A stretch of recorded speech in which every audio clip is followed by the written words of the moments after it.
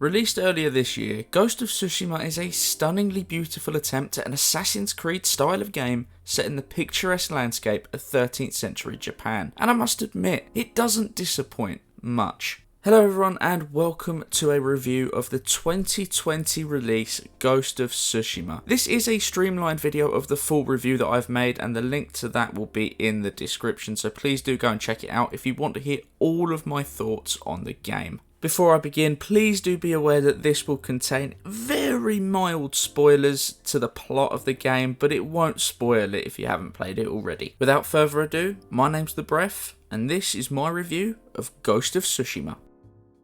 Ghost of Tsushima is an open-world action-adventure game with incorporated stealth mechanics that follows the journey of Jin Sakai, a samurai warrior and last surviving member of Clan Sakai. Beginning with the Mongol invasion and a huge, bloody battle on the beaches at Komoda, Jin witnesses firsthand the brutal lengths that the invaders' leader, Khotan Khan, is prepared to go to in order to conquer the island and ultimately the mainland. Through a series of well-placed encounters and assistance from an unlikely group of friends, Jin begins to understand the preparation work the Khan had to put in, eventually concluding that unless the samurai begin to adapt, their fate would be all but sealed. While many stepping stones are present, Jin has but one ultimate aim: kill the Khan and save the people of Tsushima, his home, from the Mongol threat. The storyline itself is one of development. We witness and experience a young man who blindly follows his uncle, his code and his teachings become strong and confident in himself. A confidence that proves infectious and overpowering to all who encounter him, spurring them to make their own stands and fight back against the invaders. At times the pacing of the story feels a little too slow, at other points it seems possibly too fast. However, if you ask me, this only adds to the beauty of this game. Based around war and unpredictability, being able to give that feeling to a player not just through character development but mission pacing as well is a technique seldom done right in games that I've played. One major criticism that I have about this storyline is that the ending feels somewhat rushed. The final act of the game, Act 3, presents so many twists and missed opportunities for expansion. The preparation for such a large scale and important battle feels, from the player's point of view, underwhelming. With all things said and taking the storyline of Ghost of Tsushima for what it is, I would have to say the developers have done quite a good job, all things considered. They've developed a tale that not only feels gripping, but relatable and emotional, alongside having been able to successfully show each of those elements within the chaotic background of an invasion of this scale. I am not best placed to discuss the in-depth nature of the graphics, the game engine, or any of that side to which I have no knowledge or expertise, but objectively speaking, Ghost of Tsushima is a beautiful landscape. The design of the world fits perfectly within the story as it progresses. The first area is vibrant and bursting with beautiful skylines and colours, still rolling hills of white grasses with areas of gushing reds and vibrant yellows. It's an area of pure beauty, barely touched by the war that is beginning around it. The second area looks pillaged and abused, toiled by warfare, and with its environmental grace being ever tarnished as the invaders gain a foothold. The final area, desolated, a wintry landscape of unparalleled natural allure reduced to looking and feeling like a burning husk. Irrespective of what was described or promised when the game was first announced, the finished product is without a doubt one of the best looking games I've had the pleasure of playing. When you take into context the story and the way the visuals change from place to place, act to act,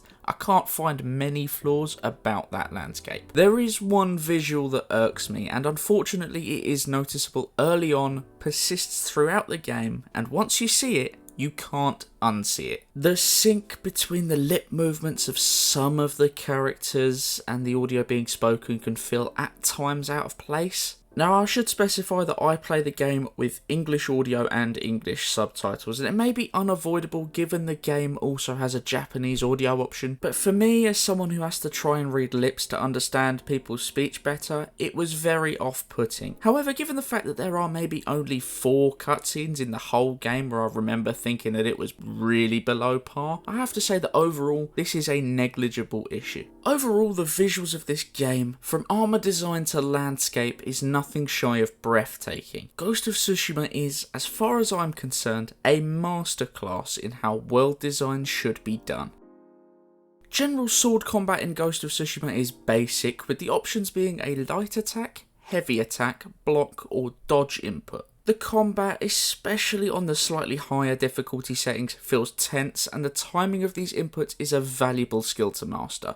On the flip side of the coin, on lower difficulty settings, unless you're going in gung-ho, it can feel somewhat sluggish. Most combat scenarios involve you being outnumbered by your opponents, surrounded or attacked from multiple fronts. On the lower difficulty, when not attacking, it can sometimes take a few seconds of just standing around and doing nothing before the AI attacks you, and it does break the flow of the situations. There are also 4 stances of combat to unlock. The first is already given to you, and the others can be obtained relatively easy throughout the game, and if you play your cards right and slow down the pacing a touch, it's even possible to unlock all 4 before even taking on any of the main story missions, just by exploring the first section of the map when it becomes open to you. There is a lot of combat in this game and a very small range of enemies to face, both in terms of class and appearance. Enemies are essentially carbon copies of each other looks-wise, and it does feel a touch less immersive when you're fighting the same balding Mongol for the 300th time, and that's no exaggeration. Class-wise, there are only 5 real enemies: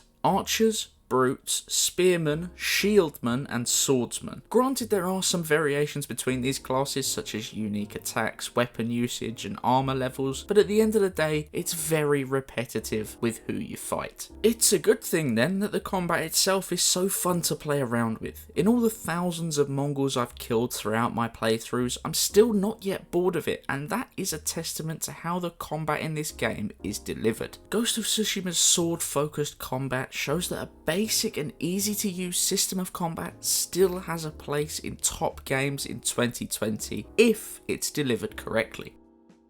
The first mechanic to mention is the Standoff Mechanic, and in terms of how it works, it's so easy. You approach a group of enemies and a button prompt appears at the bottom of the screen. Pressing it initiates a standoff. Essentially, it's just a test of nerve. You have to hold a button until your opponent makes a move to attack you, and if you let go at the right time, you instantly kill them. With technique and armour upgrades, you can even get a streak going to kill up to 5 enemies at one time. A serious advantage if you plan on going in gung-ho to an enemy controlled area. On the flip side to rushing in, you've got the stealth mechanics. I was so excited to use stealth in this game up until I actually started using it.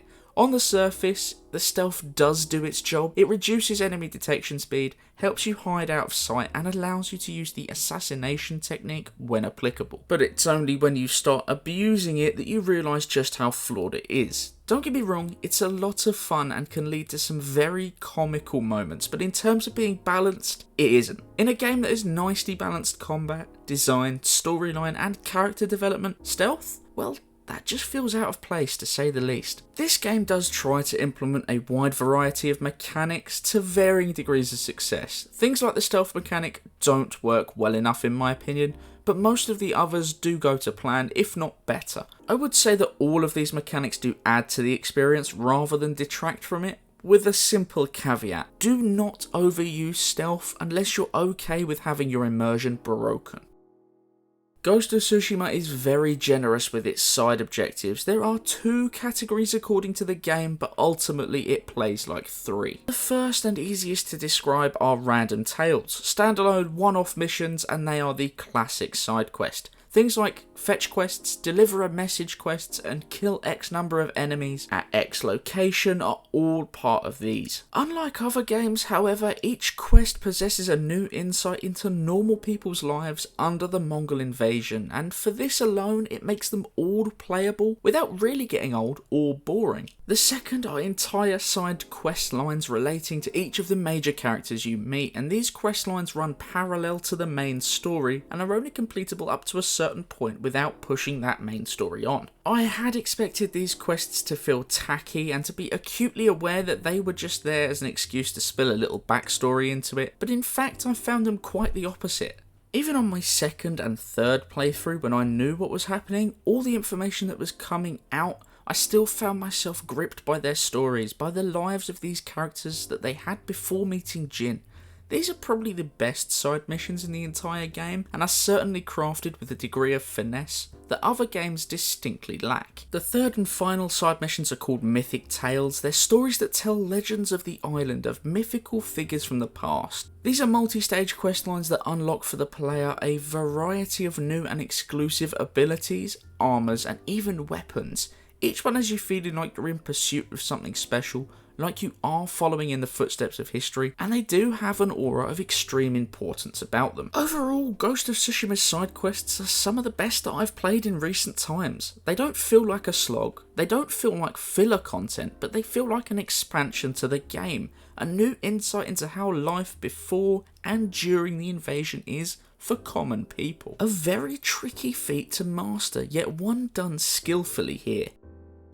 In the event that you, like me, systematically liberate all Mongol-controlled areas, visit each shrine, hot spring, pillar of honour and so forth before you complete the main storyline for each of the 3 areas, then you're out of luck here, as that is all there currently is to do in Ghost of Tsushima in terms of a post-game at time of recording this. Remember earlier when I said the ending felt rushed? Well, it didn't just apply to the missions. The lack of any real substantial post-game really let this otherwise impressive title down. Now, as I said, at the time of writing and recording this in September 2020, the game is still relatively new, and updates and additions may very well be a thing we see. But if you ask me, this is a big one that is needed. I know I'm biased because I want it, but in a game that is still technically linear and gives only the illusion of choice to a player, it leaves an anticlimactic taste in the mouth upon finishing the game.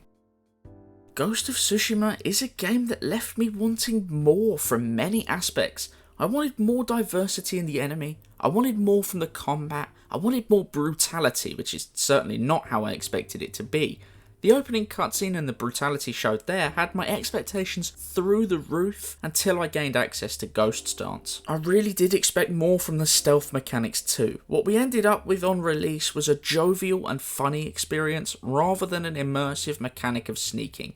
Stealth is very, very abusable and downright broken. That isn't to say it's not fun, but it certainly doesn't function as I think it should. If I had to sum the game up, I'd say Assassin's Creed meets 13th century Japan done right.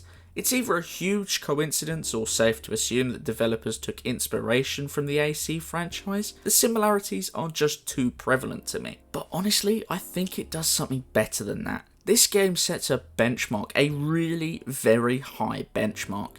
Any future true-to-life samurai-style game will be compared to this. Ghost of Tsushima has set a precedent that I honestly believe has locked down this style of gameplay for years to come. What does it desperately need the most though? If you ask me, this is a game that will only benefit from add-ons through updates and potentially even DLC.